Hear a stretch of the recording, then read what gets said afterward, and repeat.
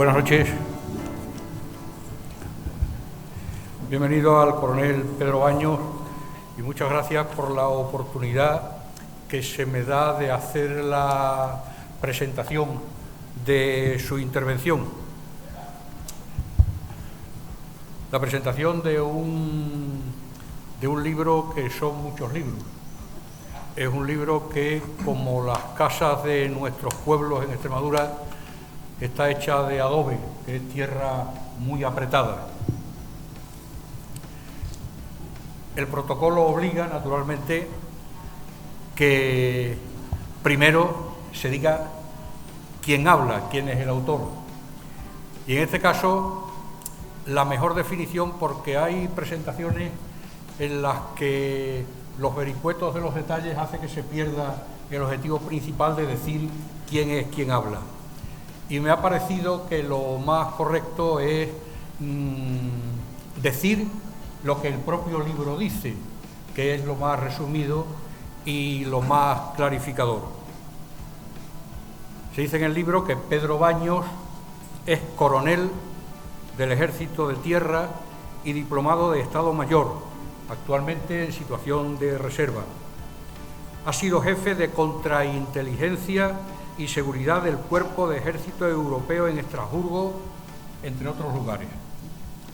Se ha formado en una docena de países, incluyendo Turquía, Israel y China. Es magíster en Defensa y Seguridad por la Universidad Complutense de Madrid. Ha participado en misiones en Bosnia y Herzegovina. Y hoy es uno de los mayores especialistas en geopolítica, estrategia, defensa, seguridad, terrorismo, inteligencia y relaciones internacionales. Es autor de Así se domina el mundo, El dominio mundial y El dominio mental, todos publicados por Ariel. Esa es su vida, ese es su currículum. Y el libro que tenemos delante, del que se va a hablar, es un libro que puede interpretarse, en mi opinión, en distintas claves, porque es un libro muy denso, es un libro muy bien estructurado, un libro muy denso de contenidos, pero como yo soy historiador, lo he interpretado sobre todo en clave de historia. La historia, de acuerdo con lo que aprendíamos cuando en España había escuelas y se enseñaban cosas, que la historia es...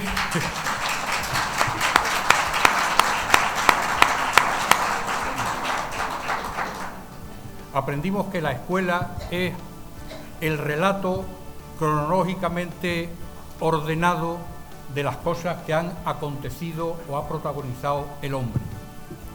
Es decir, la historia, desde este punto de vista, es una ciencia o un arte que se hace mirando hacia atrás, mirando al pasado, con las herramientas del historiador, que son el archivo, el documento, la investigación, la información, y a partir de ahí, con el aditamento de otros muchos elementos, la interpretación, la valoración.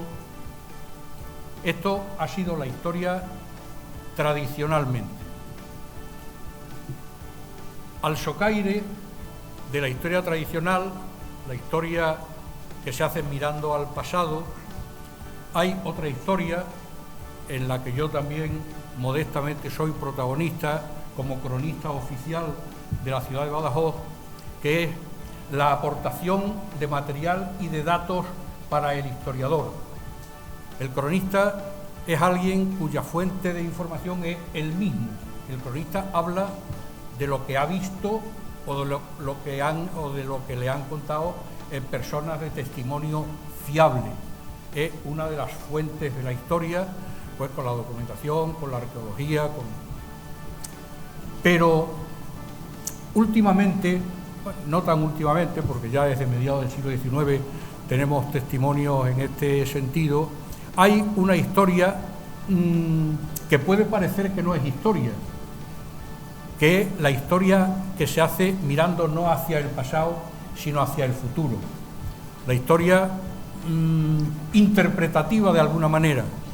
La historia, como yo digo, que se hace desde la cofa de los galeones, como aquel Rodrigo de Triana que atisbaba a ver qué veía en la distancia. Y a esa historia es a la que en mi encaje tiene lugar este libro tremendo, que a mí me parece un libro tremendo, encrucijada mundial, encrucijada histórica, porque no se trata de hacer ucronía. Uno de los elementos fundamentales del historiador es ceñirse a lo que es, porque, como decía Parménides, lo que es y lo que no es, ni puede ser.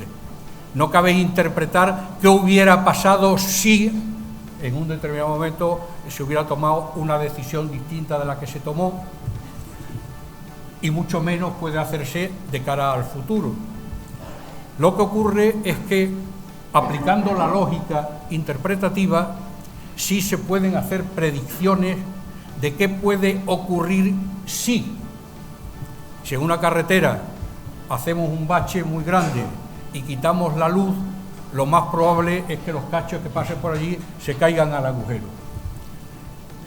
El libro lo que hace es establecer un diseño, en mi opinión, muy ajustado del statu quo actual, es decir, cómo estamos ahora mismo, qué ocurre ahora mismo en el mundo, estableciendo unas interpretaciones que nos pueden dar claves para entender lo que puede ocurrir en el futuro. Se habla de política, de organizaciones de partidos, de economía, de educación, de familia, tomando como referencia algo que a mí me parece muy importante, que es el término reseteo. Es decir, estamos en un reseteo, en un fin de ciclo y un inicio de ciclo nuevo. Yo creo que eso es lo que se trata de concentrar en el libro. De manera que yo le preguntaría, en principio, ¿cuándo estima el autor del libro, aunque el reseteo es algo que se va haciendo paulatinamente, que se produce el primer reseteo de la situación en que estamos ahora mismo? Pues muchísimas gracias, Alberto, por la amable presentación.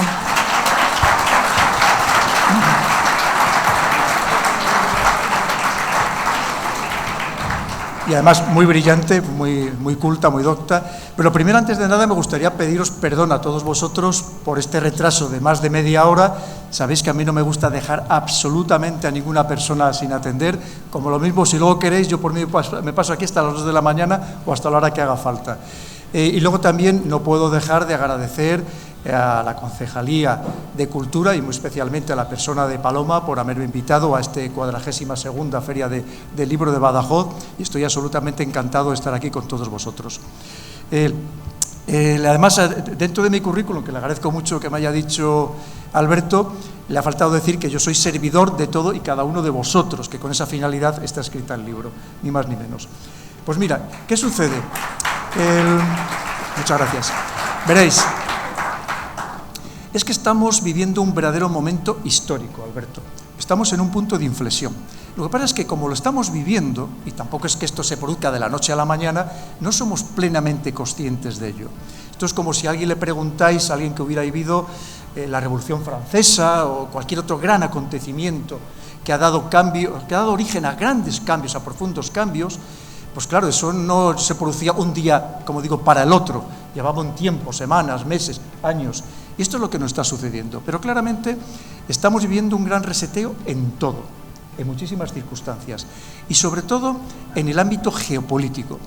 Pensar que lo que estamos viviendo, y antes lo he comentado con alguna de las personas que habéis estado ahí en la firma de los libros, de cómo había un orden establecido, y nos lo están diciendo todas las grandes autoridades mundiales, como dicen, un orden establecido basado en reglas, un orden establecido también teniendo en cuenta un contexto geoeconómico muy determinado, muy concreto, y de repente eso se está desmoronando. No, ya prácticamente está desmoronado en gran medida, porque lo que estamos viendo es un traspaso de poderes, un desequilibrio de los poderes con respecto a lo que había, de un gran imperio que lo dominaba todo, que era Estados Unidos, y de repente se encuentra con un grandísimo adversario, que es China, que le está comiendo el terreno en cada vez más ámbitos, básicamente en tres: tecnología, finanzas y economía, que al final están íntimamente relacionadas y es la que configura todo. La economía es la que manda, la que al final la que establece las nuevas normas. Y eso es lo que está cambiando a una velocidad inusitada. Porque es cierto que estos cambios de imperios, que podíamos hablar, que a lo largo de la historia habrá habido una quincena de ellos, de estos cambios, pero que se produzca con tanta rapidez nunca jamás, como ahora está sucediendo. ¿Esto qué significa? Que al final nos afecta a todos, porque vivimos en un mundo hiperconectado, en un mundo globalizado, en el que cualquier cosa que sucede, incluso en la parte más remota del planeta, vemos como cada vez más nos afecta de una forma más instantánea y más universal. Y este es el gran cambio de paradigma que en realidad lo está modificando todo. Que hay otros en paralelo, porque es que además es que se están juntando muchísimas circunstancias, extraordinarias circunstancias, que como digo, el mundo siempre, como se dice, ha sido VUCA, volátil, ambiguo, incierto, complejo, pero que se produzcan con esta rapidez los acontecimientos y que además se junten tantísimos a la vez, nunca se había producido, porque estamos viviendo otro cambio increíble, que es todo lo relacionado con la tecnología. Todo esto que nos parece que ahora dicen, no, es que ahora a ver si ponemos coto a la inteligencia artificial. Digo, a buenas horas. Si esto no se le va a poder poner coto, porque lo mismo que cuando empezó Internet, lo considerábamos incluso torpe, inútil. Yo os podía contar una anécdota. La primera vez que utilicé Internet, allá en el año 1993, fue en la sede del Parlamento Europeo, en Bruselas. En mitad de un pasillo había un ordenador, una mesa y una silla. Y un día pregunté, ¿y esto qué es? Dice, pues algo que llaman Internet. Y un día me senté y me pareció lo más inútil del mundo. Claro, entonces pensar que debía haber como 300 páginas web. Pues esto es lo que está pasando hoy todavía con la inteligencia artificial. Cuando hay quien dice, es que le he preguntado al ChatGPT y la respuesta que me ha dado es un poco absurda. Y yo sé que esto está empezando. Pero está empezando significa que mañana, pero no, digo mañana literalmente, mañana día 15, habrá mejorado una barbaridad. El día 16, lo de hoy día 14 ya no servirá absolutamente para nada porque parecerá la prehistoria. Esta es la velocidad a la que está avanzando todo. Con lo cual, además de esta modificación, perdona, si voy muy rápido me lo dices por favor, para ir más lento, que no te había visto, perdona, y además te agradezco lo que estás haciendo. Como os decía, no solamente es la gran modificación del espectro geopolítico, sino que estamos viendo es una transformación de todo.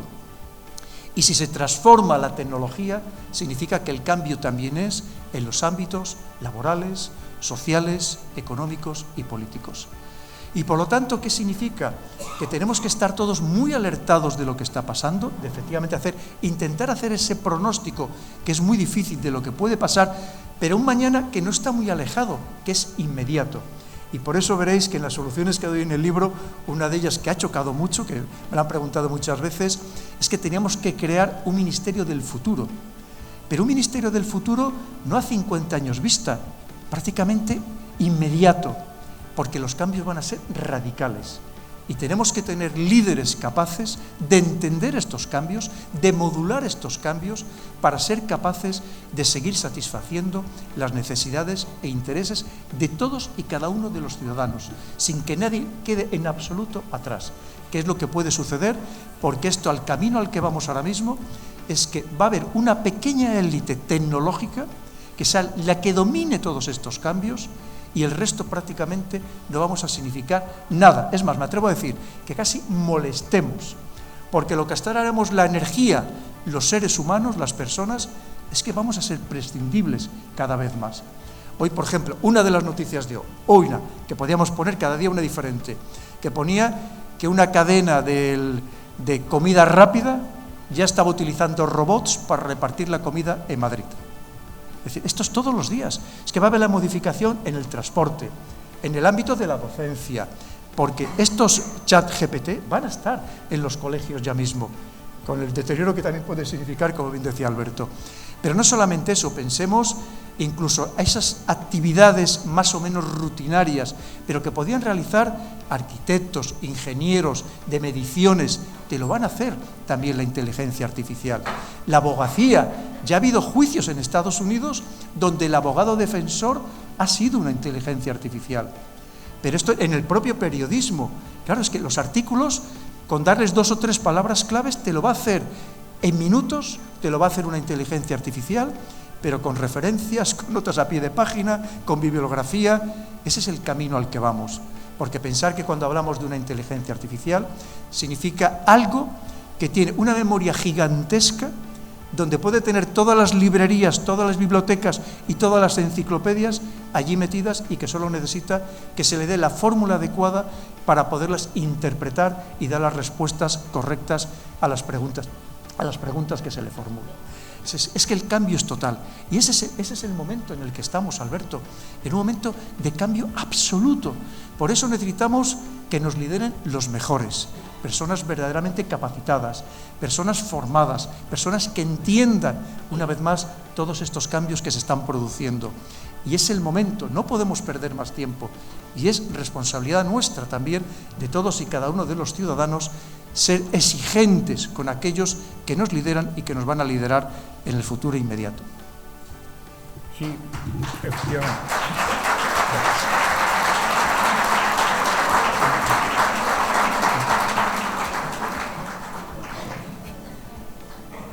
Efectivamente, cuando uno está dentro de lo que está sucediendo, no se entera. Tú has comentado una anécdota del Parlamento Europeo, creo que ha sido donde has dicho, de Internet. A mí personalmente me pasó igual. Yo estaba en París en mayo del 68 y no me enteré de lo que había ocurrido hasta que volví a España y leí el Paris Match. Allí yo no me enteré. En mi opinión, ese fue un momento clave en ese periodo de preparación tan largo. Yo creo que todo lo que está ocurriendo, o parte de lo que está ocurriendo importante, es el mayo del 68. Y después creo que el reseteo, el botón del reseteo, fue el COVID o la COVID, como tú has dicho. Digamos, ¿cómo se puede interpretar? Claro, si me permites, fíjate, Alberto, creo que la pandemia y el confinamiento lo que hizo fue acelerar tendencias que ya se venían manifestando. Por ejemplo, con el tema del confinamiento, especialmente en España, se ha dado un fenómeno que es habituarnos a buena parte de la población a las compras por Internet, a las compras electrónicas. Que esto, por cierto, lo que significa es que se está destruyendo buena parte del comercio local. Lo estáis viviendo en Badajoz y se vive prácticamente en cualquier ciudad, cómo se están cerrando cada vez más establecimientos. Pero, si me permites, voy a apuntar, fíjate, el tema del mayo del 68. Muchas veces, cuando me preguntan los más jóvenes, que sabéis que este es un libro muy dedicado a los jóvenes, dicen, ¿qué tenemos que hacer? Y yo les digo, tenéis que rebelaros. Es que por menos motivos que los que hay ahora, hubo un mayo del 68. Creo que sería el momento precisamente de esta gran rebelión, sobre todo por parte de los jóvenes. No podemos ofrecerles a los jóvenes un futuro en el que no tengan ilusión, en el que no tengan confianza, en el que no crean. Esto es terrible, esto no había pasado nunca. Los jóvenes tienen que tener precisamente fe en que va a haber un futuro mejor del momento actual. Y eso muchas veces se soluciona, por supuesto, siempre de manera pacífica, pero con una gran rebeldía que tiene que mostrarse en las calles. Yo entiendo que ahora mismo hay un gran apaciguamiento de los jóvenes con los dispositivos electrónicos, con los TikTok, con todas estas cosas, con el móvil que parece que no somos capaces de levantar la vista de él. Sabéis que los estudios dicen que hay quien se pasa 6, 7 y 8 horas diarias viendo el móvil, y muchos jóvenes, en muchos casos adolescentes, que los padres creen que se han echado a la cama a dormir y en realidad siguen viendo el móvil hasta altas horas de la madrugada, ¿no? Eso también es importante. Y hay otro tema también que no creo que se me olvide, que lo has apuntado al principio y que además te han aplaudido merecidamente, que es el tema de la educación. Es que eso es absolutamente clave. Si queremos tener un futuro, hay que tener una buena educación. Es que eso es el verdadero futuro. Sabéis que yo las soluciones estas que planteo, la primera de ellas, ¿de qué es de lo que hablo? De educación, pero de verdadera educación, donde se recupere la capacidad de esfuerzo, se fomente el trabajo, todo lo que de verdad nos ha llevado a ser lo que somos. Es que parece mentira que no preguntemos a nuestros padres, a nuestros abuelos, cómo levantaron España. Evidentemente con esa vocación de esfuerzo, de sacrificio máximo en lo personal, muchas veces quitándoselo a ellos para podérselo dar a los hijos y que tuvieran efectivamente ese futuro mejor. La educación es clave absolutamente en todo. ¿Qué es lo que están haciendo los países inteligentes, los países que están preparándose para el día de mañana? Y creo que habría que hacer un esfuerzo de verdad, por ejemplo, para aquellos jóvenes, aquellos niños, con independencia de dónde hayan surgido, que sean de la condición más humilde del mundo, si de verdad tienen interés y tienen capacidades intelectuales, hay que becarles al máximo para que puedan estudiar en los mejores lugares del mundo, no solo de España. ¿Qué es lo que hicieron la revolución Meiji en Japón? ¿Qué es lo que está haciendo ahora mismo China? Mandar a los mejores cerebros, con todo pagado, a estudiar, a aprender, a absorber ese conocimiento. Y esto hay que hacerlo con mucha seriedad, porque una vez más es preparar el día de mañana. Un día de mañana que lo estamos viendo, que va a ser muy complicado, que va a ser cada vez más competitivo, donde esa competición va a ser absolutamente a muerte, y si no tenemos esa juventud bien preparada, ilusionada, desde luego lo vamos a tener terriblemente complicado. Claro, es que según se deduce del libro, y según deduzco al menos yo de la observación de la realidad, es que los esfuerzos van justamente en la dirección contraria. Y hoy leo, por ejemplo, en el periódico que varios partidos políticos se han puesto de acuerdo y están haciendo muchos esfuerzos para lograr lo que llaman la educación universal, es decir, que los niños vayan a una guardería a partir de los 0 años. Si a esto unimos la configuración de los programas educativos, se ve claramente que hay una intención de manipulación, quizá para que la educación sea en lo instrumental cada vez mejor, pero en lo humanístico, que es una cosa a la que te refieres mucho en el libro, es decir, estamos perdiendo aquel aforismo clásico de que el hombre es el centro de todas las cosas, ¿no? Y yo me temo que de lo que se trata precisamente es de anular esa capacidad de decisión y hacer cada vez más difícil un levantamiento, una revolución. Sí, una vez más esto creo que tenemos que abordarlo de una manera de Estado. Es decir, abandonar las ideologías, la politización de todas estas situaciones y verlo como configurar el presente, pero para preparar el futuro. Eso creo que es la clave absolutamente de todo. Esto no tiene nada que ver, como digo, con las ideologías, que además sabéis que como militar soy apolítico y lo que quiero es el bien colectivo para todos y cada uno de los españoles. Pero es que eso es fundamental, esa educación en la que verdaderamente se nos prepare para el mañana, pero has dicho también algo muy interesante, Alberto, sin perder el humanismo. Porque lo que no podemos, y yo pongo un decálogo al final del libro que hablo precisamente de eso, claro, que lo que no podemos permitir es que la tecnología vaya por delante de la ética y de la moral, que eso es lo que nos ha configurado también como colectividad, en lo que ahora mismo estamos aquí en esta sala o en este receptáculo, es precisamente el sentirnos humanos, sentirnos colectividad, que nos apoyamos los unos a los otros, que somos un grupo interesado en salir a flote todos a la vez, no una vez más esa élite que domina la tecnología y que nos esclavice a los demás. No podemos permitir que además nos convierta en esclavos tecnológicos, por así decirlo, y para eso tenemos que abundar en todo lo que significa el humanismo. Y también algo que para mí he insistido 1000 veces y seguiré insistiendo, y lo he puesto en todos mis libros, empezando por el primero, Así se domina el mundo: no abandonemos el estudio de la historia. La historia, como muy bien decía Alberto, la historia es lo que nos permite entender el presente y hacer un pronóstico bastante fiable de lo que va a ser el futuro. ¿Por qué?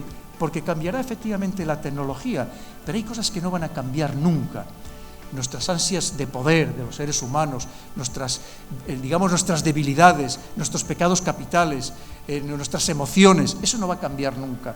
Y por tanto tenemos que entender y leer mucho la historia, como digo, para intentar pronosticar lo que va a pasar en el futuro. Es clave. Si perdemos todo eso es que estamos dejando de ser personas y a lo mejor seremos seres humanos barra robots o robots barra personas. Pero creo que por encima de todo debemos ser personas que controlemos a los robots y que controlemos la tecnología y que controlemos la inteligencia artificial. Efectivamente, ese sería el objetivo.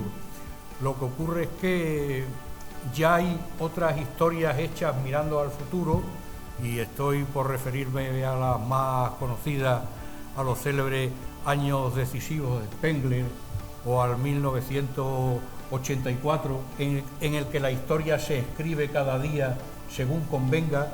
Y yo me temo que esa es una tendencia ya muy arraigada y muy difícil de superar. Pero lo podemos hacer. Es verdad que tenemos que hacer un esfuerzo todos. Es decir, antes lo comentábamos a mediodía comiendo, que es que hemos entrado en un estado de narcotización social que a veces que nos cuesta trabajo responder. Y es muy curioso, porque estoy convencido de que si hoy hablara con todos y cada uno de vosotros de manera individual, me daría cuenta, como siempre me doy, de que todos somos mucho más sensatos, más inteligentes, estamos más despiertos de lo que parece. Pero en cambio, cuando actuamos como grupo, parece que es que nos están anestesiando, ¿verdad? Y que nos falta un poco esa respuesta global, esa respuesta de conjunto. Y creo que también es muy importante, porque al final nos estamos jugando todo también como conjunto. Y eso es algo clave, Alberto. Claro. Pero yo personalmente soy bastante escéptico en cuanto a la posibilidad de revertir la tendencia. Yo mucho me temo que al final va a quedar como erróneo aquello que se atribuye a Lincoln y a Churchill y a los distintos autores, de que no se puede engañar a todos, todo el mundo. Yo me temo que se está engañando ya a todos, todo el mundo. Sí, la frase dice, puedes engañar a 1000 personas un día, pero no puedes engañar durante 1000 días a una persona. Y es cierto que hoy nos engañan durante 1000 días a las 1000 personas, es cierto. Porque pensar que nunca el poder ha tenido tantos medios a su disposición para manipularnos como hoy. Precisamente por esa hiperconexión que antes comentábamos, lo sencillo que es manejarnos no solo a través de los medios tradicionales, de los medios digitales, sino a través de las redes sociales. El problema es que cada vez hay más personas que se informan solo y exclusivamente a través de las redes sociales, muy especialmente los jóvenes, y están total y absolutamente manipuladas. Y tenemos que decirlo bien claro, y por eso tenemos que intentar hacer un esfuerzo también por buscar otras fuentes de información. Sé que muchos de vosotros, porque me lo habéis dicho, pues veis estos programas de YouTube, que sabéis que muchas veces los cancelan, los eliminan, pero que intentamos hacer un esfuerzo por aportar otras realidades. Que todos podemos estar equivocados, por supuestísimo, aquí nadie tiene la ciencia infusa ni tiene la verdad absoluta, ¿no?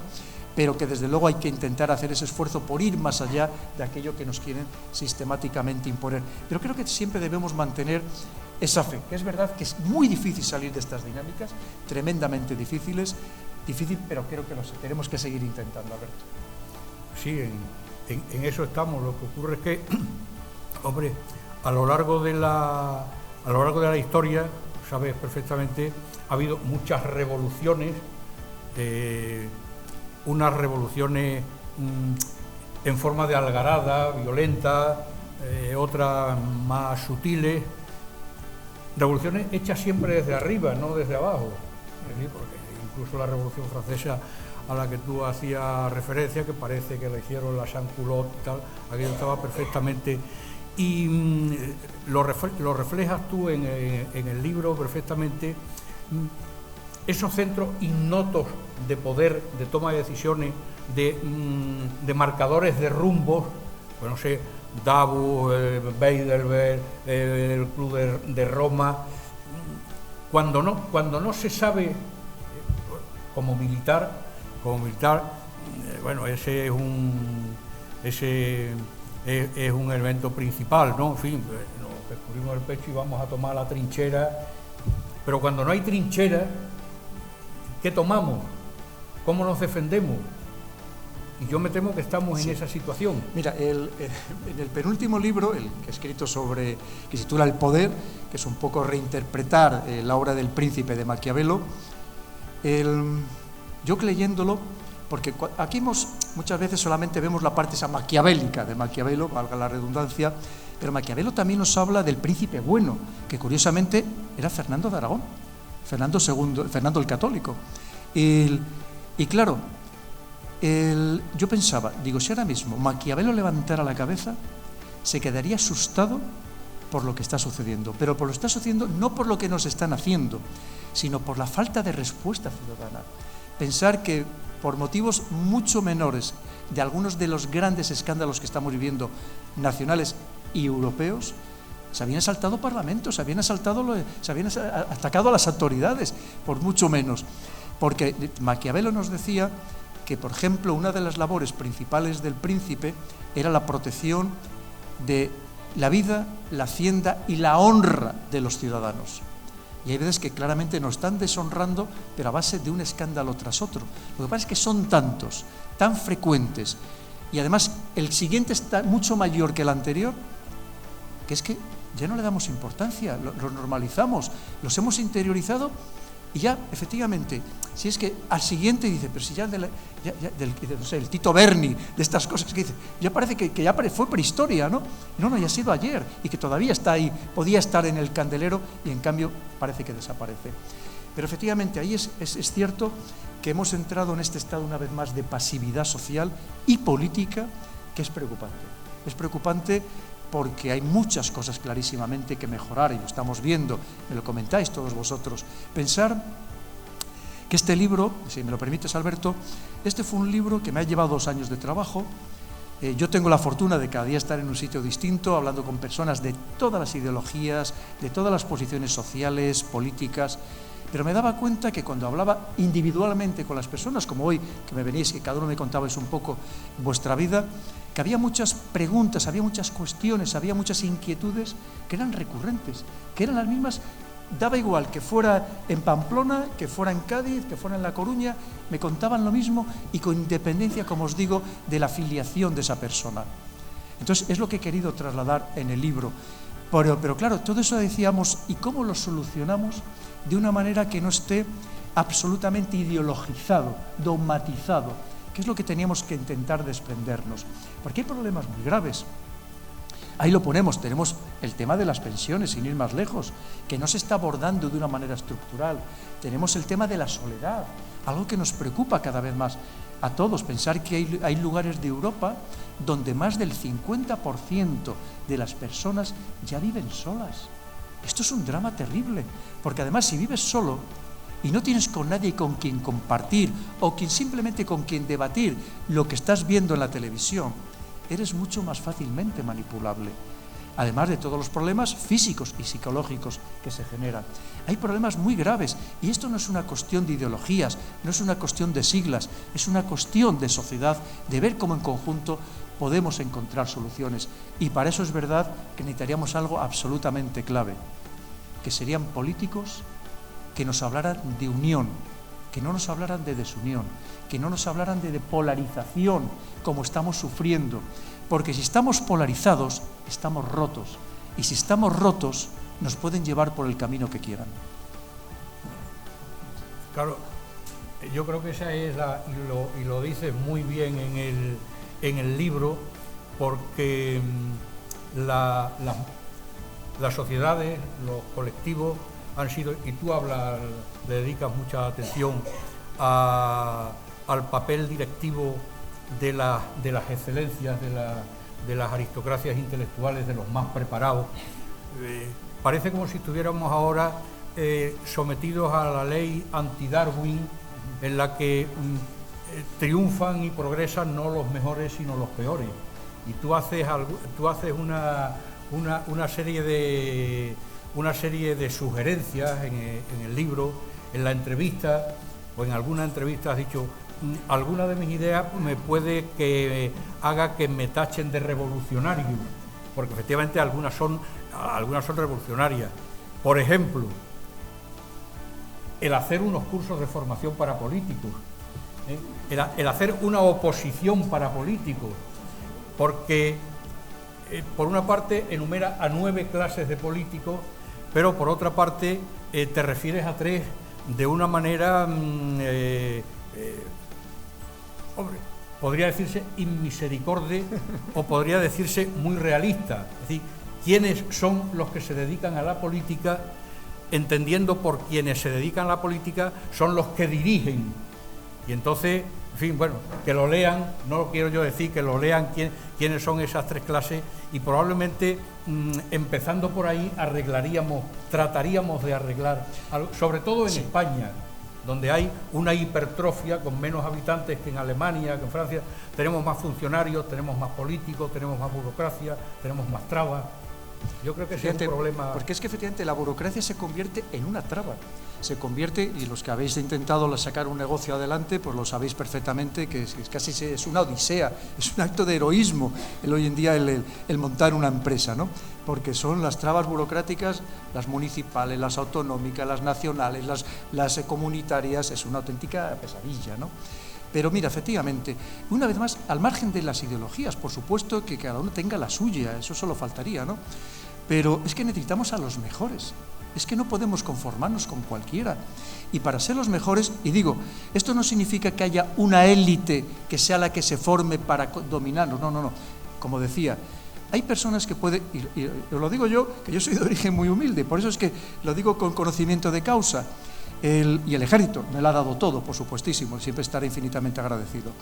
Pero lo mismo, personas que de verdad de valía, pero como hacen en otros países, por ejemplo, sin ir más lejos, ahora mismo que tanto se habla de China, es que en China, desde muy pequeñitos, cuando ven un niño o una niña de verdad muy capaz, es que con independencia de dónde proviene, la están preparando para el día de mañana. Os cuento un caso.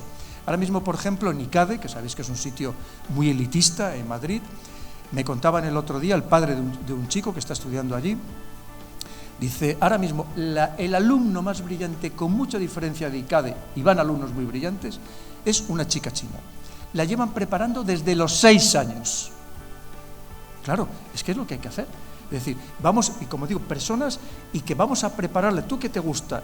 ¿Te gusta ser capaz de dirigir la vida de los demás porque estás de verdad volcado en servir a los demás? Te vamos a preparar para ello. Y habría que tener algún sitio de formación. Lo que no puede ser es que estemos dejando las riendas, una vez más, como decía Maquiavelo, de nuestra vida, nuestra hacienda y nuestra honra, a personas sin ninguna preparación, sin ninguna formación, que lo único que tienen es una base ideológica que les condiciona todas y cada una de sus decisiones. Y esto digo en todo el espectro, ya sabéis, me lo habréis oído decir 1000 veces, como militar, y además lo llevo absolutamente a rajatabla, nunca hablo de unas siglas, nunca hablo de personas en concreto, hablo del espectro en general de la política, que obviamente como ciudadano sí que tengo derecho a hacer una crítica generalizada de la situación en la que nos encontramos. Y es que necesitamos a los mejores, personas que las hay, pero si tenemos además una juventud maravillosa, la masa la tenemos ahí, solo necesitamos conformarla bien. Y vuelvo a poner el ejemplo, me tenéis que permitir que lo vuelva a decir, porque es que no me cansaré de repetirlo, lo estoy diciendo desde que me pasó ese día allí donde voy, que lo que el otro día viví en el Instituto Donoso Cortés de Don Benito, de vuestra tierra. Es que me impactó profundamente. Había un profesor de este instituto que llevaba más de 2 años detrás de mí para que fuera a hablar a los niños.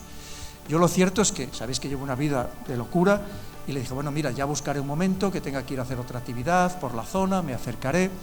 Y he de decir que iba con cierta desconfianza, porque yo voy a universidades privadas que me encuentro los alumnos que no son capaces, tienes que llamarle la atención para que levante la vista del móvil. Me encuentro que muchas veces me preguntan verdaderas patochadas. Y cuando llegué dije, verás tú, y me encuentro primero un profesor volcado con sus alumnos, y lo demostraba con un respeto hacia él y un afecto increíble, muestra de que efectivamente él también se preocupaba de los alumnos, que no había tirado la toalla, como suele pasar con muchos profesores y muchos maestros que no aguantan más el pelear con los alumnos, con los padres de los alumnos, que a veces son peores, con las faltas de respeto de unos y otros, con la dirección del centro, con la Consejería de Educación. Y me encuentro que me dice, mira, Pedro, dice, en principio solamente iban a venir los alumnos de bachillerato, y nos han pedido, por favor, niños desde los 11 años, venir voluntarios. Y hemos tenido que limitar a un máximo de 10 por clase porque no cabían más y era un salón muy grande. En todo momento un silencio total. Ninguno, y no les habían retirado los móviles, en ningún momento ninguno miró el móvil. Y me hicieron unas preguntas que ya quisiera yo que en muchos casos me hicieran personas mayores, personas adultas. Una vez más, ¿qué me demostró? Bueno, primero que en las pequeñas poblaciones hay todavía hoy más respeto y más valores y más educación que en muchos lugares de las grandes ciudades. Pero sobre todo que tenemos esa juventud maravillosa. Me hicieron una entrevista a 2 chicas que tendrían unos 16 años, extraordinaria, extraordinaria. ¿Qué es lo que necesitan? Formarles, prepararles. Pues ahí tenemos de un instituto público. Oye, pues si esos chicos valen, esas chicas valen, vamos a becarlas y vamos a prepararlas para el día de mañana, para que sean buenas servidoras de todos nosotros, de toda la sociedad, de todos los españoles. Ahí los tenemos, vamos a ayudarles. Y que no solamente sea una élite, una oligarquía. ¿Qué es lo que está sucediendo, Alberto? Porque la educación pública en muchos sitios, empezando por las universidades, se ha deteriorado tanto que cualquiera que tiene dinero lo que se va es a la educación privada. Una educación muy elitista, donde además crean grandes lobbies entre ellos, que son los que pretenden dirigirnos a los demás. Creo que tenemos una vez más que ser capaces de tener una buena educación pública, pero una educación pública exigente, donde se exijan también los profesores, donde apoyemos a los profesores, precisamente para que no existan estas faltas de respeto y de disciplina, y que efectivamente esos jóvenes sean verdaderamente el futuro que necesitamos para el día de mañana. Efectivamente.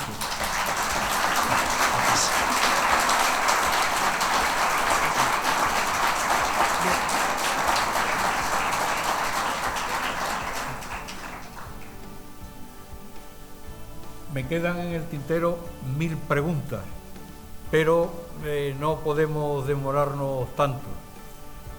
Yo, para terminar, me atrevería a decir que este no es un libro recomendable, no es un libro que deba recomendarse, es un libro que debía imponerse. Gracias, y que fuera de lectura obligatoria, a ser posible antes del próximo día 28. Que cada uno...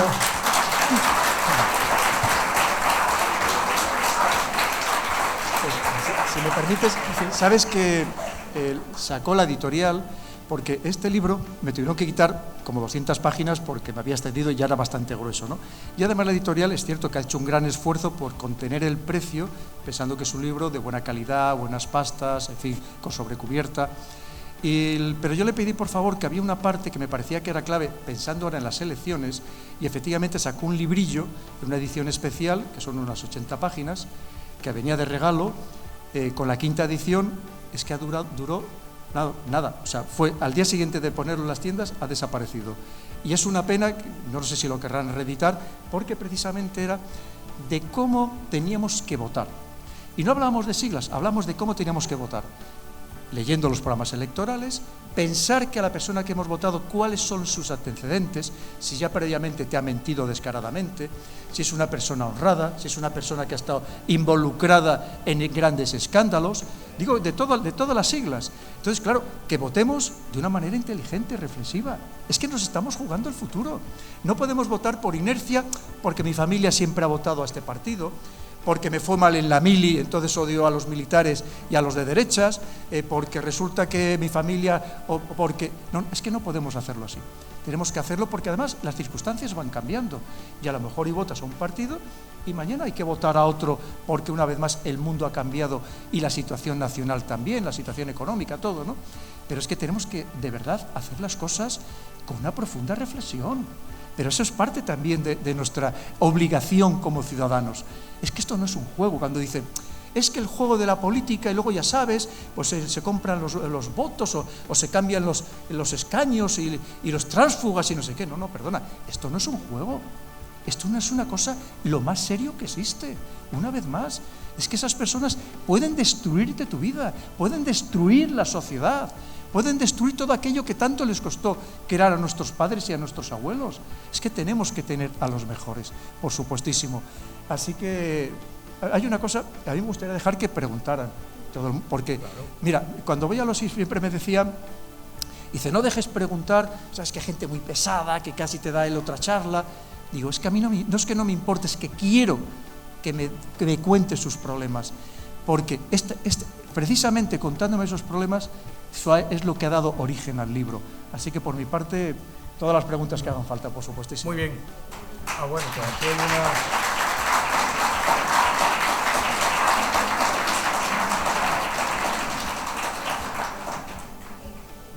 Aquí tenemos a esta señora. Muchas gracias por estar aquí, Pedro. Ha sido todo un honor conocerte, aunque para mí eres de mi familia. Carmen, ¿verdad? Sí. No me he olvidado de tu nombre. Gracias. Te llevo siguiendo desde hace muchísimo tiempo. Antes has hablado de que la juventud debería ya rebelarse y salir a la calle a exigir pues muchas cosas que estamos perdiendo y que ha costado muchísimo tiempo ganar. Y la pregunta que te voy a hacer igual no tiene relación, aunque yo pienso que sí. El estar inmersos en este mundo global, en la globalidad. Yo he hablado con mucha gente joven y como que hemos perdido un poco, o han perdido ellos un poco, la visión de patria, de país, de ser de un sitio, ¿no? Entonces quizá esa globalización, ese vernos de todos sitios, no hace que los chavales pierdan un poco la conciencia de unión, de país, porque cuando hablas de la patria, de ser patriota, enseguida te tachan de facha. Entonces quizás están un poco confundidos en ese tema. Totalmente, Carmen. Mira, más de verdad, como suelo decirse, te agradezco enormemente que me hagas esta pregunta o este comentario, porque es clave. Verás, lo primero es que tenemos que entender cuando nosotros decimos esto pasa en el mundo, ojo, pasa en Europa y como mucho en el mundo occidental. No está pasando en todo el mundo. Y el mundo es mucho más amplio de lo que somos nosotros como europeos o como occidentales. Esto es algo que quiero dejar muy claro. Nosotros somos unos 500 millones de habitantes, los europeos. El mundo occidental, como mucho, su extensión más amplia, podemos ser 1.000 millones. Piensa que hoy en el planeta ya somos más de 8.000 millones de personas. Esto no está pasando a nosotros. Nosotros, en cierto modo, hemos alcanzado el cenit de la civilización y estamos en la pendiente, en la cuesta abajo. Hemos entrado en un materialismo, en un nihilismo, en una banalización, relativismo de todo. Eso es lo que nos está pasando a nosotros, efectivamente. Y cuando aquí tú preguntas, como el Real Instituto Elcano, de cuántos españoles estarían dispuestos a defender con las armas la integridad territorial de España, incluyendo Ceuta y Melilla, y no llega al 20%. Pero tú solo preguntas en Marruecos y resulta que el 100% está dispuesto a defender a su país con las armas. Y están ahí al lado. Te quiero decir, es que nosotros una vez más, tenemos que intentar abrir un poco el foco y pensar lo que está pasando en todo el planeta. ¿A quién le vas a contar eso? ¿A un chino? ¿Se lo vas a contar? Pero fíjate, porque además aquí tenemos ese concepto erróneo de que cualquiera que cree en la patria, efectivamente tiene que ser de derechas. ¿Qué pasa en Cuba o en Corea del Norte? Ahí también defienden a su patria y no son precisamente de derechas. Es decir, es que aquí hemos entrado en una deformación enorme de todo, ¿no? Pero que estamos equivocados. Pero eso es una labor de nuestras autoridades, empezando por la educación, de formarnos como país. Eso no significa que no respetemos la diversidad de España, en absoluto. Es más, tenemos que conseguir que con nuestra gran diversidad gastronómica, lingüística, cultural, hasta climática, tenemos que convertirlo en riqueza, Carmen. Lo que no podemos permitir es que haya políticos que esta diversidad la utilicen de manera torticera para enfrentarnos, para dividirnos. Eso es lo que no podemos permitir. Claro que hay que respetar las diversidades, pero somos un país grande y además, y he de decirlo porque lo encuentro allí donde voy, somos un país de gente noble, de gente buena, de gente solidaria. De verdad que es que somos ejemplares en todo, comparado con lo que hay en otras partes del mundo, incluyendo en muchos países europeos, que hay algunos que son verdaderamente despóticos y xenófobos. Y lo sé muy bien, que he dado muchas vueltas por el mundo. Te quiero decir, y eso es lo que necesitamos una vez más, políticos que reconozcan esta valía, esta fuerza de España y que nos unan. Y sabéis que una de estas también medidas muy revolucionarias que me gustaría que se aplicaran sería la vuelta al servicio militar obligatorio. Pero fíjate, no solamente para empuñar las armas, que hay gente que me dice, es que yo soy objetor de conciencia, y le digo, magnífico, yo te necesito, porque hoy en día un cibersoldado que no va a tocar nunca un arma puede hacer una labor de defensa de su patria mejor que el que empuña un fusil. Hay muchas maneras de defender la patria, hay muchísimas maneras, tremendas. Fíjate, solamente con hacer una buena contranarrativa a aquellos que permanentemente atacan a España y a la hispanidad, fíjate si ya podríamos hacer una buena labor. Pero sobre todo, lo que serviría para conocernos entre nosotros, porque evidentemente los jóvenes irían por distintas partes de España, más allá de su propia comunidad, porque uno de los problemas que nos encontramos es que al estar transferida la responsabilidad de la educación, es que hay jóvenes que no saben la historia o la geografía más allá de su comunidad, que no saben dónde nacen los ríos fuera de la frontera de su comunidad. Esto es un drama, esto es un verdadero drama, y eso precisamente nos serviría para unirnos todos, para que no nos digan que el resto de España tenemos cuernos y tenemos rabo. No, somos todos exactamente iguales, y hemos sido un pueblo grande y tenemos que seguir siendo un pueblo grande, y precisamente es lo que tú dices. Por eso te digo que lo que has dicho tú hoy creo que es lo más importante probablemente, Carmen, de todo lo que hemos hablado aquí esta noche. Muchísimas gracias.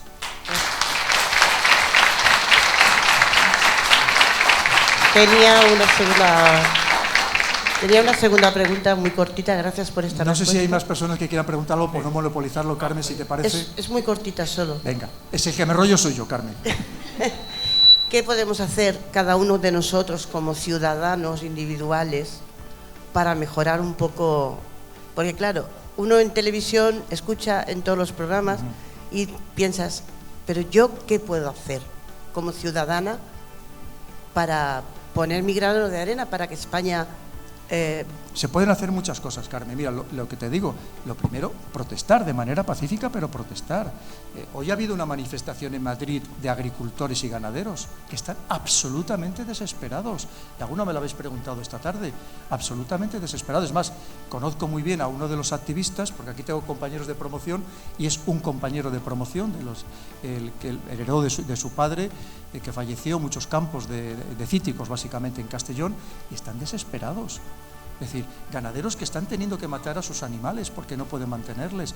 Y lo que te decía, y eso cuando resulta que estamos importando frutas, verduras y hortalizas de otros países donde no se respetan las medidas sanitarias, no se respetan todas las normas de los fitosanitarios o las medidas laborales, o estamos simplemente importando, decía, leche de otros países, empezando por Francia, un país ganadero por excelencia como ha sido España. ¿Tú crees que tenemos necesidad de eso? Hay algo que está fallando, que es algo estructural, y que fíjate si podemos hacer cosas. Es que tenemos que, una vez más, tenemos siempre de manera pacífica, pero tenemos que acostumbrarnos a protestar de verdad. Y creo que hemos entrado en un estado de, como decía, de casi de atontamiento social, que no es positivo en absoluto.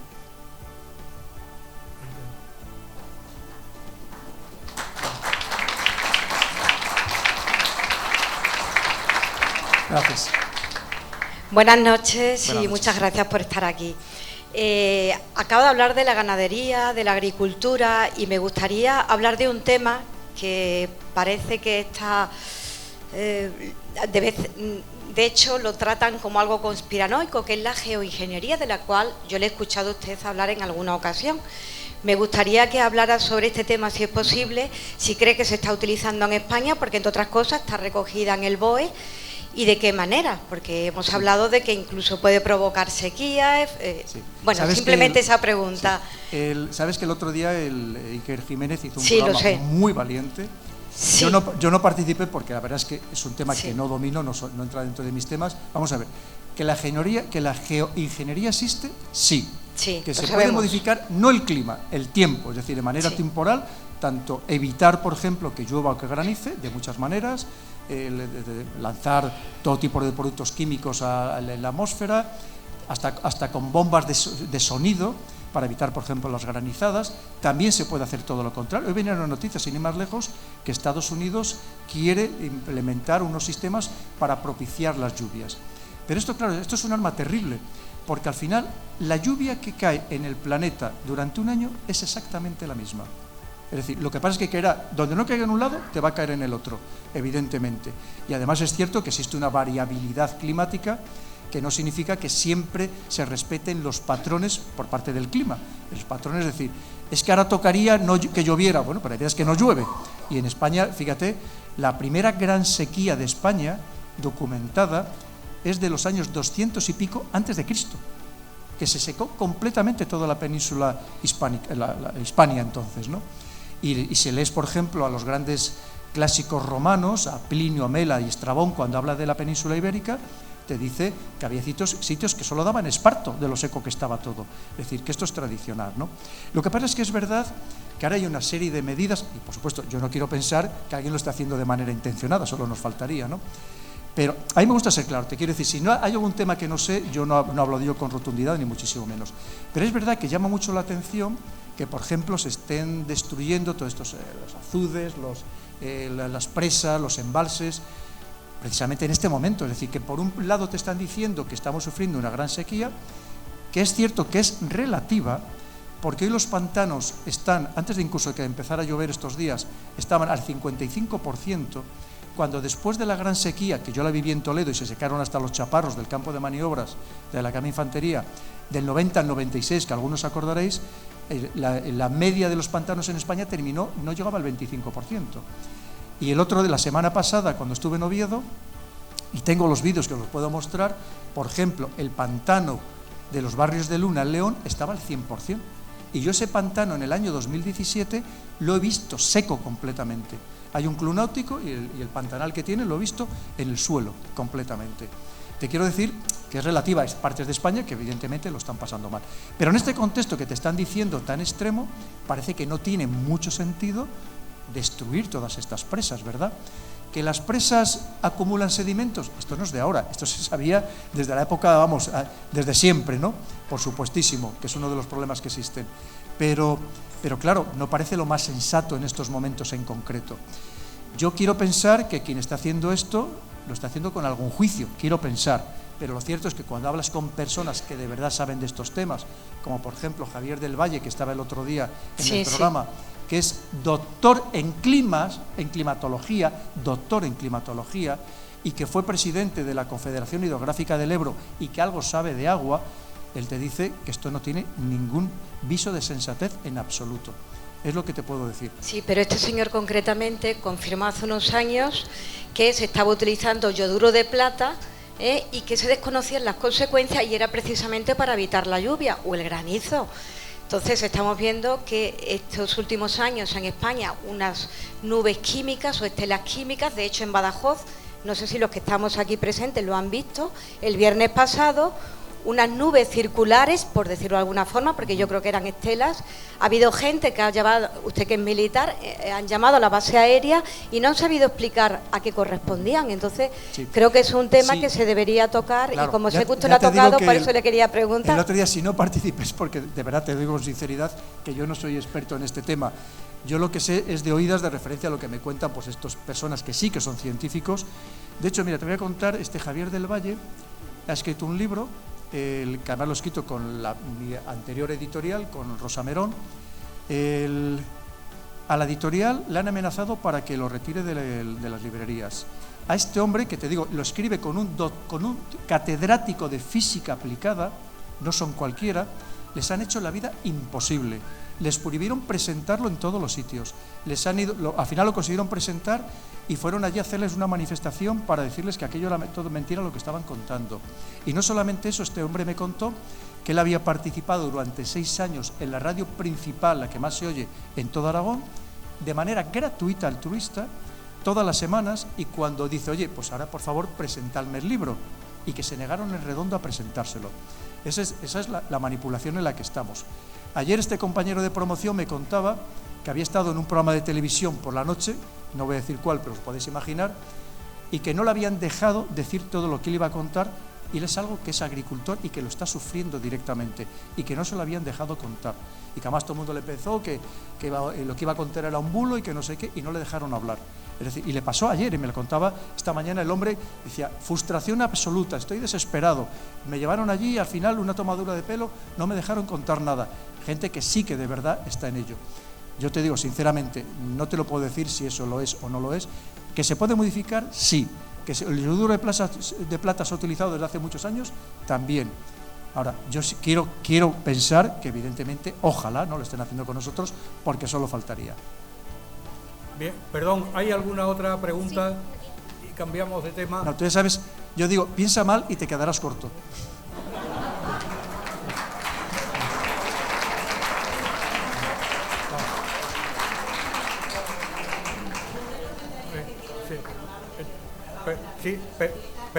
Sí, perdón, ¿le pasan allí la...? ¿Sí? Hola, coronel, buenas noches, soy Samuel, ya nos conocemos. Muchas gracias por estar aquí en Badajoz. Bueno, se ha mencionado la palabra elecciones. Como sabe, hay un país que ahora mismo está en proceso electoral y que es un país muy importante, que es Turquía. Correcto. Que está en esa bisagra entre Europa y Asia, que es un miembro de la OTAN y que además es un agente importante dentro del conflicto que se está produciendo en Ucrania. No sabemos lo que va a pasar todavía, pero esa no es solamente la preocupación. Hay otro también, que esta mañana en los informativos se abría con la noticia de que Zelensky estaba en conversaciones con Alemania para obtener misiles de largo alcance y posiblemente atacar posiciones dentro de Rusia. Bueno, esa es otra preocupación, pero otros jóvenes como yo tienen otras preocupaciones incluso más banales, como el que tienen que ver en Netflix esta noche, en la programación, o incluso algunos compañeros que mañana su preocupación está en qué trabajo pueden optar, porque hay algunos que están en continuo desempleo. Pero enfocándonos en lo que está pasando allí en Ucrania, coronel, ha pasado más de un año. No tenemos visos de paz y cada vez esa delgada línea roja está a punto de traspasarse. Si se hablan de misiles de largo alcance, ¿qué podemos esperar? Y tenemos muchas preocupaciones diarias, pero allí se está produciendo un acontecimiento que puede marcar, bueno, se puede convertir ya en lo que yo pienso en un conflicto mundial. ¿Qué puede pasar, coronel? Muchas gracias. Muchas gracias a ti. Mira,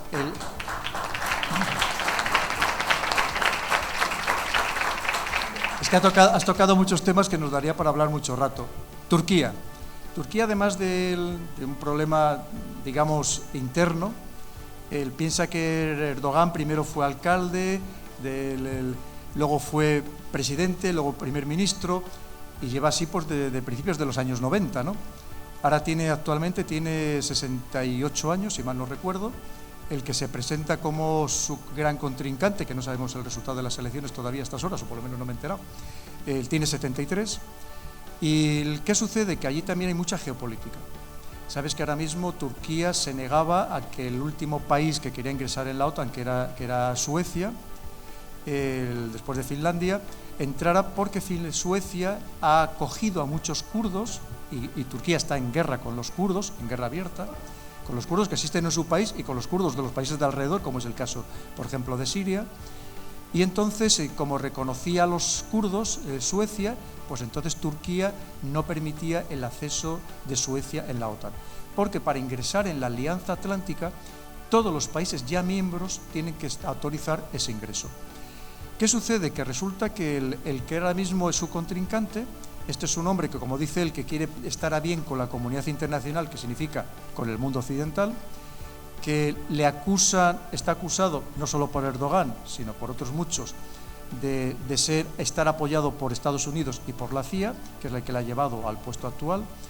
Y entonces, claro, digamos que a Estados Unidos le interesa sobremanera, porque Erdogan hasta ahora jugaba una doble baza, una ambigüedad, entre, por un lado, apoyar a Estados Unidos y, por otro, apoyar a Rusia, a la que quería comprarle, por ejemplo, por los sistemas más avanzados, de los más avanzados antiaéreos, como son los S-300 y los S-400.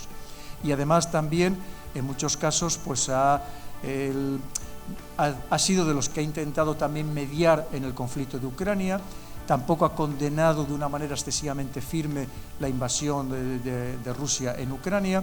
En fin, y en cambio, el que ahora se postula como sustituto, este hombre ha dicho que daría un cambio radical y daría un apoyo absoluto, que por cierto, él está apoyado por los kurdos también, y no nos olvidemos por partidos islamistas. Partidos islamistas que ahora se han unido prácticamente todos precisamente contra Erdogan, que ha sido uno de los grandes fomentadores del islamismo dentro de la propia Turquía desde que llegó al poder. Entonces, es una situación compleja que al final hay intereses geopolíticos, pero como pasa en Sudán, que podíamos hablar, que además de haber un problema intestino, evidentemente también hay muchos intereses geopolíticos, y es que ahora mismo estamos en un momento muy convulso desde el punto de vista de la geopolítica. Hablabas de Ucrania. Ayer la Alemania ha aprobado otra ayuda de otros 6.000 millones de euros, incluyendo enviar otros 30 carros de combate Leopard. Sabes que hace pocos días ya el Reino Unido le ha enviado, ya le ha empezado a enviar, y dice que va a enviar más, misiles de crucero de largo alcance de hasta 500 kilómetros de distancia, dependiendo de la cabeza que lleven, que pueden llevar hasta 400-500 kilos de explosivo de TNT, y los Shadow Storm a Ucrania. Esto simplemente es echar más leña al fuego, evidentemente, porque aquí de lo que nadie está hablando, empezando por nuestro jefe de la diplomacia europea, no está hablando de paz. Si habéis oído, lo tenéis el vídeo circulando por las redes, que decía que incluso los europeos teníamos que dejar las prestaciones de las pensiones o de pensar en nuestra sanidad, en nuestra educación, para enviar más armas a Ucrania. Entonces, eso lo está diciendo el jefe de la diplomacia. Y el plan de paz de China, que es verdad que es muy astuto y que podíamos desmenuzar esos 12 puntos y pues también muy ambiguos, sabéis que al final Estados Unidos no ha querido saber nada, ni otros países nada. Hoy, si habéis visto las declaraciones de Zelensky visitando al Papa, lo que ha dicho es que no quiere que el Papa medie en una negociación, porque lo que quiere es recuperar todo su territorio, incluyendo Crimea. Entonces, es que lo tenemos muy complicado, porque una vez más, recordar que allí no solo es un enfrentamiento entre Rusia y Ucrania, es una verdadera guerra mundial la que allí se está librando. Y tenemos que decirlo con rotundidad. Y el problema es que nos han metido a toda Europa, incluyendo a España, y también no me cansaré de repetirlo, que si mañana se generaliza, Dios no lo quiera, seríamos los primeros que entráramos en guerra, porque en Letonia, en la frontera con Rusia, tenemos fuerzas terrestres y carros de combate, que son la primera vez que han salido en toda la historia de España, de nuestras fronteras, carros de combate, además de los aviones que ya llevan tiempo en la patrulla del Báltico.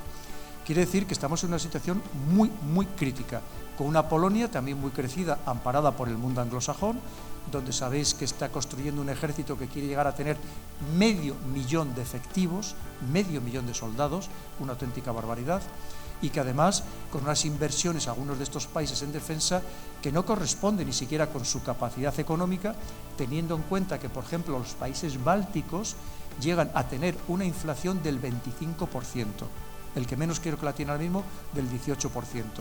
Entonces, ese es el contexto en el que estamos, un contexto muy delicado, que lo enlazamos con ese enfrentamiento China, evidentemente Estados Unidos, en el que Estados Unidos está haciendo también una apuesta muy importante, pero como están haciendo el otro bando, porque aquí cada uno está jugando a sus propios intereses, y el problema es que nosotros estamos en mitad del emparedado y probablemente seamos los que terminemos pagando, como ya nos está sucediendo, las consecuencias de todo. Pero claro, fíjate que es que estamos hablando del otro bando, que ya no solamente es China, no solamente es Rusia, es todo ese conjunto de los países BRICS, en los que además hay otros 19 países que ya se han postulado para unirse, y probablemente en la próxima reunión que va a haber en agosto de estos BRICS finalmente ingresen en esta nueva alianza mundial, que además ya tienen un Producto Interior Bruto superior al de los G7, que se siguen considerando a sí mismos los países más industrializados del mundo, y evidentemente en gran medida ya no lo son. Entonces te quiero decir que es un momento, una vez más, es que estamos viviendo un momento de inflexión histórico que es imposible saber exactamente en qué se va a traducir, pero que desde luego, tal y como está ahora mismo la tendencia, en bueno, muy poco. Y que desde luego, ojalá se calmen las aguas, porque si no lo podemos tener muy complicado. Pues una vez más, lo primero, es que llama mucho, ¿a ti no te llama la atención que políticos que decían que cuando ganan al poder iban a disolver el Ministerio de Defensa y de repente están aumentando, duplicando los presupuestos de defensa? Pero entonces, es que una vez más tenemos que saber a quién votamos, evidentemente. Pero, pues, y si no, como me decían, votar en blanco, que al final también ayuda, ¿no? De alguna manera. Bueno, preguntar por favor de uno en uno, que si no nos liamos. Dime. Buenas noches, Pedro. Yo quería seguir hablando de geopolítica, ya que ha abierto el melón de Ucrania. ¿Qué hay que ver con Marruecos? ¿Se invierte en Marruecos para que prospere? ¿Estados Unidos sigue teniendo injerencia ayudando a Marruecos a que prospere? ¿Argelia? ¿Qué pasa aquí? Sí. Pues, ¿Va el futuro? ¿De aliado? ¿Hay un posible de aliados con Marruecos o es enemigo para siempre? Sí, mira, es que es un tema también que nos da para hablar muchas horas y que no se puede simplificar en 5 minutos. Por favor, siéntate si es tan amable. Muchas gracias. Mira, ¿qué sucede? Las relaciones con los vecinos siempre son complicadas y lo veréis en vuestro propio edificio, ¿no? No hay que ir mucho más lejos, vuestra propia comunidad. Pero claro, una cosa es el intentarte llevar bien y otra cosa es ser condescendiente en exceso. Sobre todo con culturas, que son culturas diferentes, que ellos no entienden el que tú seas generoso, o el que tú seas amable, el que tú seas desprendido, que ellos lo ven simplemente como algo de debilidad, como te ven como vulnerable. Y además, es verdad que Marruecos, yo lo he dicho 1000 veces, lo ha hecho muy bien para él, ha conseguido grandes apoyos internacionales, ahora mismo se siente fuerte y sabe que en cierto modo nos puede seguir coaccionando, básicamente porque tenemos 3 intereses relacionados con Marruecos que para nosotros son muy importantes. Uno es el terrorismo salafista yihadista, otro es todo el tema del narcotráfico y el otro, lamentablemente, porque hablamos de personas, de seres humanos, y nos tiene que doler mucho, que es el tema de la inmigración. Entonces él sabe que tiene unas herramientas muy poderosas para podernos presionar. Y si encima tiene muy buenos apoyos internacionales y además está invirtiendo en defensa y está comprando incluso medios de los que nosotros carecemos, pues evidentemente ahí tenemos el problema servido. Eso no tengamos ninguna duda. ¿Qué no necesitamos una vez más? Pues políticos firmes, verdaderos estadistas, que es lo que necesitamos. De tal manera que tú te intentes llevar bien con todo el mundo, pero entiendas su idiosincrasia y sepas plantarte en un momento determinado.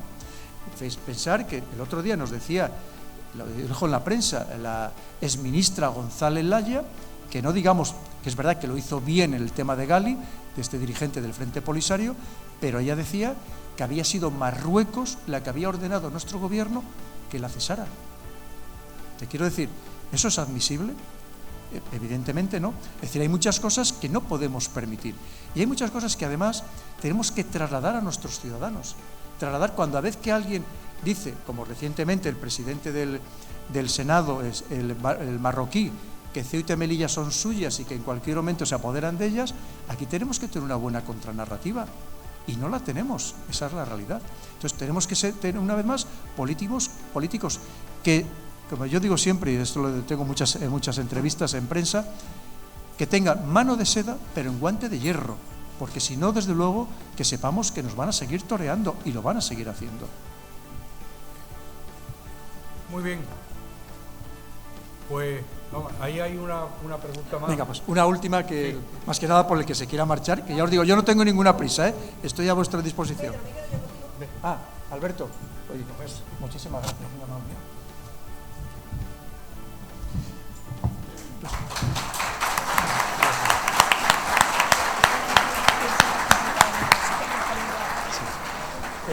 Queréis preguntar, ¿verdad? ¿Quién tiene el micrófono para pasárselo a este señor? Ahí a la derecha, y luego me parece que hay 2 preguntas al fondo. Vale. Hola, buenas noches. Mi nombre es Javier.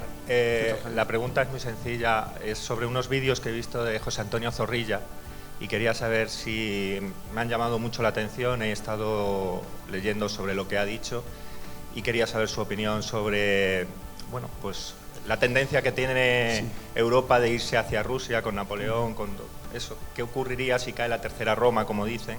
O esas, digamos, el mundo anglosajón consigue, digamos,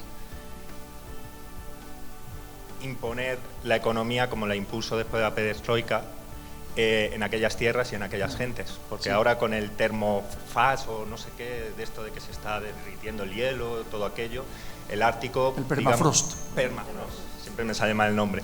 El Ártico, digamos que es ahora mismo uno de los sitios más candentes, ¿no? Pues que me abrís tantos temas. El Ártico. El Ártico, pensar que todavía queda que se lo repartan los 5 países del entorno.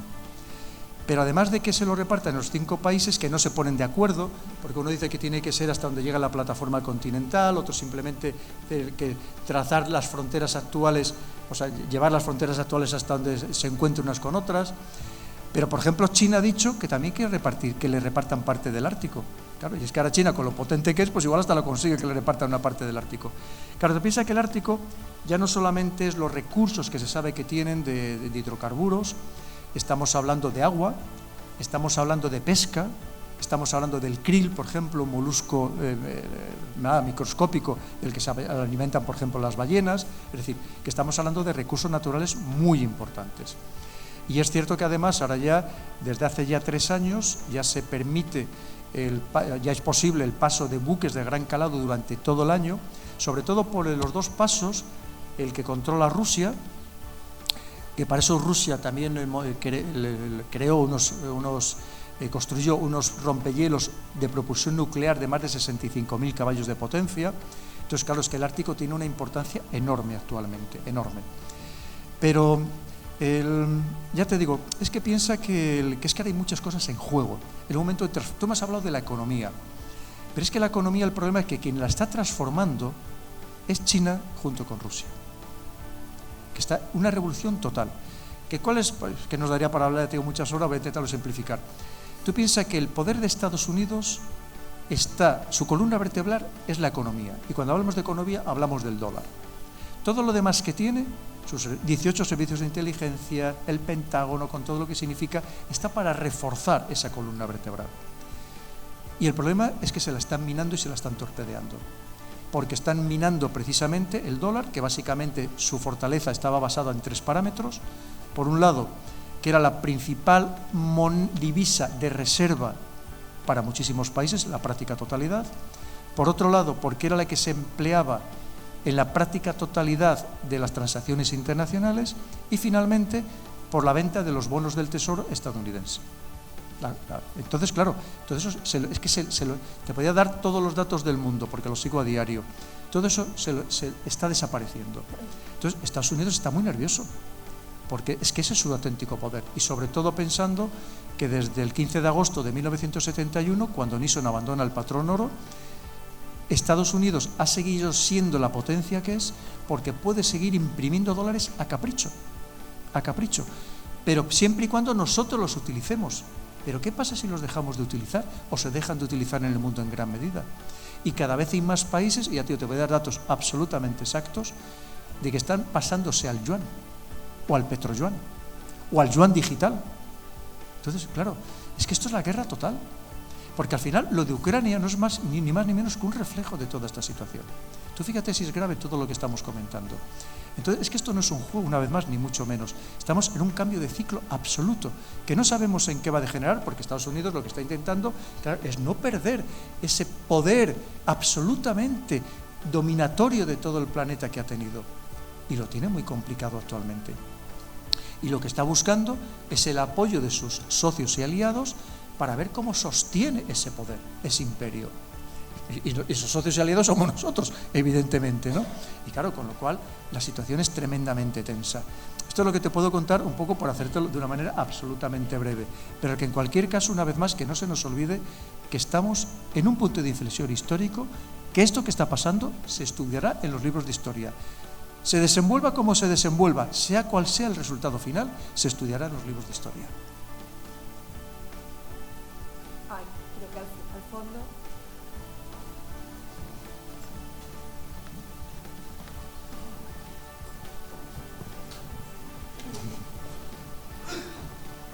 Buenas noches. Buenas noches. Primero, bueno, gracias, y sin intentar profundizar mucho, no quiero hacer una reflexión realmente, quiero hacer una pregunta o pedirle un consejo, y basándonos un poco en el ejemplo o las analogías que ponía usted antes, y tirando quizás de clásicos más orientales en vez de Maquiavelo, a lo mejor irnos a la parte más de Sun Tzu o algo así, todavía más antiguo, utilizando su campo de enorme experiencia y sobre todo que es una primera lanza de todo lo que es la inteligencia y la contrainteligencia.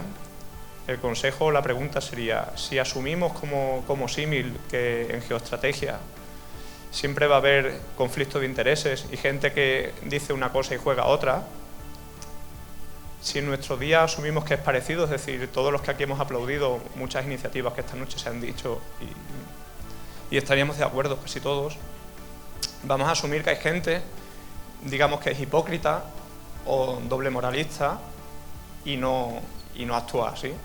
¿cómo usted, como persona experta en contrainteligencia, lo detectaría y cómo pondría solución a eso a nivel de vecinos? Pues mira, muy buena pregunta. No es sencillo, porque hoy en día piensa que estamos en una situación de guerra. Y recordemos, ya que has citado a Sun Tzu, ¿qué nos decía Sun Tzu con respecto a la guerra? Nos decía, toda guerra se basa en el engaño. Y por tanto, lo que estamos viviendo es una abundancia de propaganda, de desinformación por parte de todos los bandos. Lo que pasa es que, claro, tú piensas que a ti la información que te llega principalmente, ¿de dónde procede? ¿Tú lees todos los días RT? ¿O lees Sputnik? ¿O lees los medios chinos? ¿O qué es lo que lees? ¿O qué telediarios ves? ¿Ves los tuyos? Nosotros nos estamos tragando nuestra propia propaganda de guerra. O sea, ¿cómo lo ve usted en su comunidad de vecinos, por ejemplo? Sí, claro, no es fácil. Lo que pasa es que, hombre, vamos a ver, cuando haces un screening, que así se llama de persona, por ejemplo, en contrainteligencia, cuando, por ejemplo, se va a contratar a alguien para trabajar en una base militar, tú tienes que conocer todos sus antecedentes, haces un análisis a fondo. Que, por ejemplo, aquí en algunos partidos les ha pasado que no sabían a quién metían en su partido, no hicieron una labor de screening adecuada, ¿no? Y luego piensa que siempre hay mucho oportunista en el mundo de la política, pero claro que se puede hacer. Y más hoy en día, que a través de lo que se llama inteligencia de fuentes abiertas, que simplemente investigando, por ejemplo, en Internet, en las redes sociales, o ya si quieres desde el punto de vista estatal, comprando datos a los data brokers, tú puedes conocer prácticamente todo de la vida de una persona. Entonces, llega un momento que es muy difícil ocultar. Por ejemplo, hoy en día un servicio de inteligencia va a saber de tu vida todo. Cuando te digo todo, por supuesto, todos los ingresos que tengas, los gastos que has tenido, y más hoy en día que la tendencia es cada vez más hacer todos los gastos digitales, ¿no? Y claro que se puede saber. ¿Que no es fácil? No lo es. Porque, mira, hoy hacer inteligencia es relativamente sencillo. Hacer contrainteligencia es tremendamente complicado. Porque la contrainteligencia no solamente es vigilar o supervisar que el adversario no tenga información sobre ti o los tuyos, sino también que los tuyos no proporcionen información a los adversarios. Y hoy en día es tremendamente complejo. La labor de la contrainteligencia nunca ha sido tan difícil como hoy día. Por si te sirve de algo así, por decirte una respuesta corta.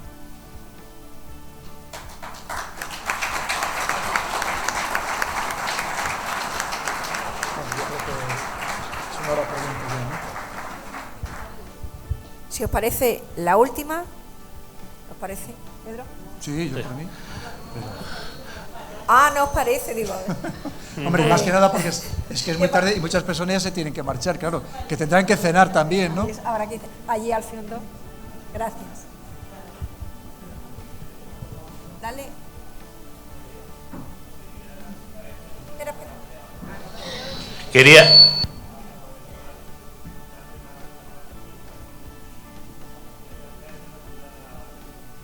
Espera, que se ha apagado.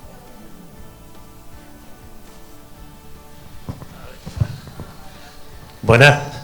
Quería en primer lugar darle las gracias por estar ayudando a mucha gente a abrir los ojos por lo que está pasando hoy en día.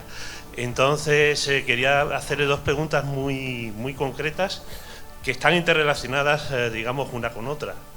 La primera es, digamos que estamos, se puede decir que estamos hoy en día viviendo en unos tiempos muy convulsos, en los cuales, podemos decir que estamos ya inmersos en una tercera guerra mundial, porque realmente lo que se está viendo con lo de Ucrania es un poco es el pistoletazo de salida de todo lo que está pasando y lo que puede digamos, ocurrir más adelante, ¿no? Porque esto no parece que vaya a terminar, esto parece que es que va a continuar. Y yo aquí en esto quería preguntarle si cree que esto puede llegar a desembocar en la utilización de armamento nuclear. Pues mira, muy buena pregunta también. Verás, efectivamente hay que pensar que estamos en guerra. Esa es la realidad. Siéntate, por favor, si es tan amable. Mira, ¿qué sucede? Piensa que la guerra se libra de muchas maneras. Hoy en día las grandes potencias, entre ellas, procuran no enfrentarse precisamente por el riesgo de que esto degenere en un holocausto nuclear, ¿no? ¿Qué sucede?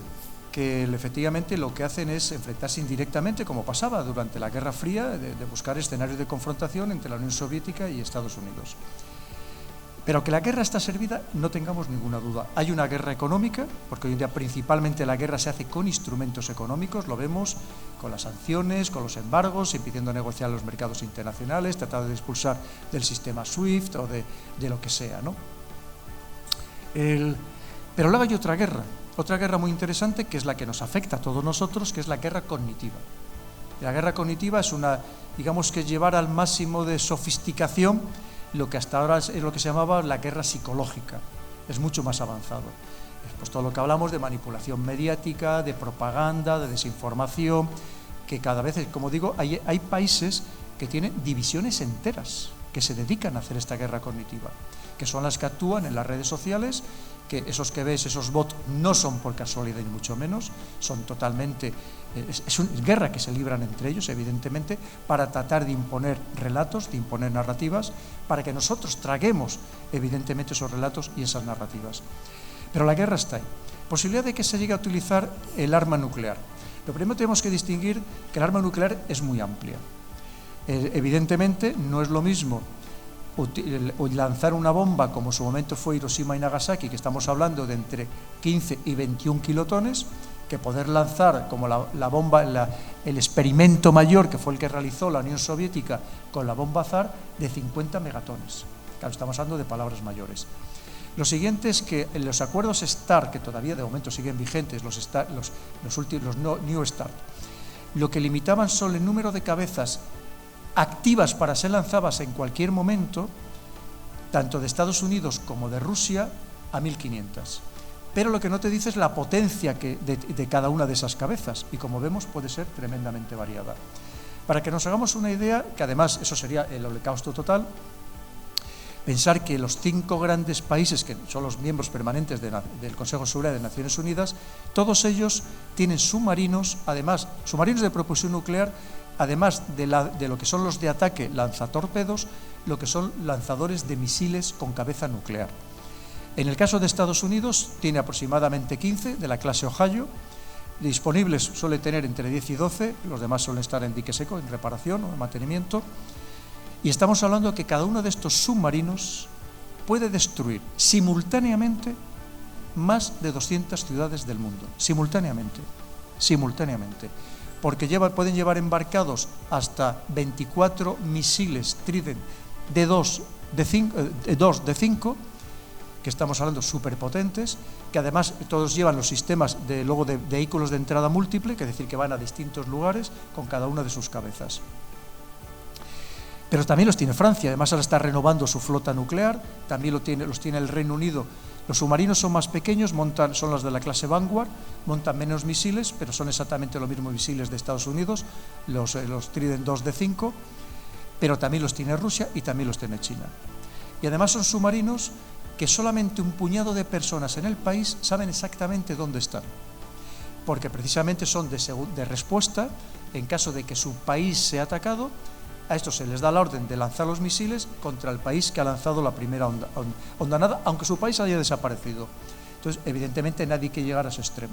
Pero, dentro de eso, están lo que se llama, que no están reguladas por absolutamente ningún convenio internacional, que son las bombas tácticas, las bombas nucleares tácticas. Una bomba nuclear táctica puede ser de 0,3, 0,5 kilotones. Hay bombas convencionales que tienen más potencia. Pero claro, piensa que una bomba convencional solo tiene 2 efectos, que también tienen las nucleares, que son los efectos mecánicos y los térmicos. Pero además las nucleares tienen los efectos radiactivos y electromagnéticos. Vosotros pensar por un momento el efecto psicológico que tendría que mañana en Ucrania Rusia lanzara una bomba nuclear táctica, aunque fuera de 0,3 kilotones. Cada kilotón sabéis que son 1000 toneladas de TNT. E imagínate que lo lanzara. El impacto de que viéramos en Europa un hongo nuclear, o sea, sería el pánico total. O sea, todos estos ahora tan envalentonados de vamos a la guerra, como veis a muchos tertulianos, que muchos no han hecho ni el servicio militar, ni han visto un carro de combate, ni disparar a un ATP, a una pieza de artillería por la noche, que es impresionante, y dice, vamos a la guerra, vamos a la... ¿Tú te imaginas que mañana vieran un hongo nuclear en Europa? La mitad saldrían corriendo para América. Ya te lo digo yo, directamente. Entonces, claro, tiene otros efectos. Pero fíjate, yo no descarto, conociendo la idiosincrasia del pueblo ruso, yo no descarto de que en caso de verse absolutamente acosados, absolutamente, digamos, llevados al límite, que llegaran a emplear armas nucleares tácticas en suelo ucraniano. No lo descarto en absoluto.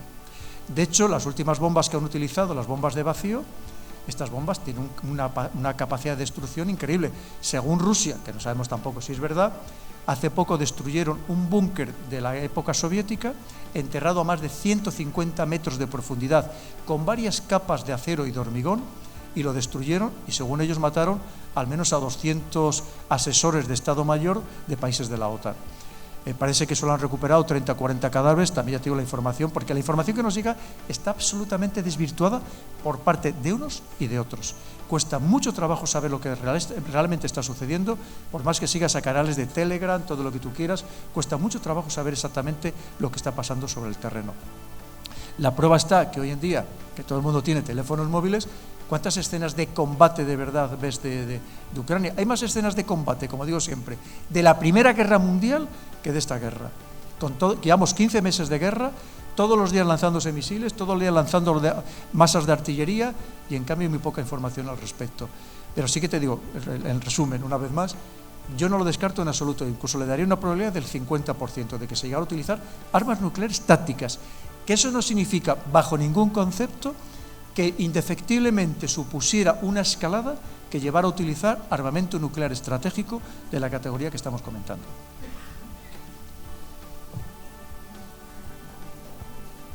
Bueno, no tengo ganas de acabar ya. Yo también tenéis derecho a ir a cenar a casa.